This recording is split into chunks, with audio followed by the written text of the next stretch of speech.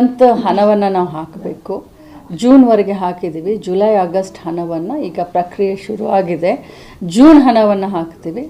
ಆಮೇಲೆ ಆಗಸ್ಟ್ ಹಣವನ್ನು ಒಂದು ವಾರ ಬಿಟ್ಟು ಹಾಕ್ತೀವಿ. ಈಗಾಗಲೇ ಜೂನ್ ಹಣವನ್ನು ಜುಲೈ ಹಣದ ಪ್ರಕ್ರಿಯೆ ಸ್ಟಾರ್ಟ್ ಆಗಿದೆ. ಆಮೇಲೆ ಒಂದು ವಾರ ಬಿಟ್ಟು ಆಗಸ್ಟ್ ಹಾಕ್ತೀವಿ. ಈಗ ನೀವು ಎಲ್ಲ ನೋಡಿದ್ದೀರಾ, ನೌಕರಸ್ಥರು ಈಗ ಸೆಪ್ಟೆಂಬರ್ ಮುಗಿದ್ಮೇಲೆ ಸೆಪ್ಟೆಂಬರ್ನ ಒಂದು ಕ್ರೆಡಿಟು ಪೇಮೆಂಟು ಅಕ್ಟೋಬರ್ನಲ್ಲಾಗುತ್ತೆ. ಹಾಗೆ ಸೆಪ್ಟೆಂಬರ್ನ ಕ್ರೆಡಿಟು ಅಕ್ಟೋಬರ್ದಲ್ಲಿ ಮಾಡ್ತೀವಿ, ಅಕ್ಟೋಬರ್ನ ಕ್ರೆಡಿಟು ನವೆಂಬರ್ದಲ್ಲಿ ಮಾಡ್ತೀವಿ. ಬಟ್ ಯಾವುದೇ ಕಾರಣಕ್ಕೂ ಈ ಯೋಜನೆಗಳು 5 ಯೋಜನೆಗಳು ಬರೀ ಗೃಹಲಕ್ಷ್ಮಿ ಅಷ್ಟೇ ಅಲ್ಲ, ಯಾವ ಕಾರಣಕ್ಕೂ ನಿಲ್ಲೋದಿಲ್ಲ. ಈಗ ಮನೆಯಲ್ಲಿ ಸ್ವಲ್ಪ ಒಂದಿಷ್ಟು ಯೋಜನೆಗಳು ಅಥವಾ ಮನೆಯಲ್ಲಿ ಸಮಸ್ಯೆಗಳಿದ್ದಾಗ ಸ್ವಲ್ಪ ಹೆಚ್ಚು ಕಡಿಮೆ ಆಗ್ತದೆ. ಆದರೆ ಈಗ ಗ್ಯಾರಂಟಿ ಯೋಜನೆ ಸ್ವಲ್ಪ ಹೆಚ್ಚು ಕಡಿಮೆ ಆಗಿದೆ.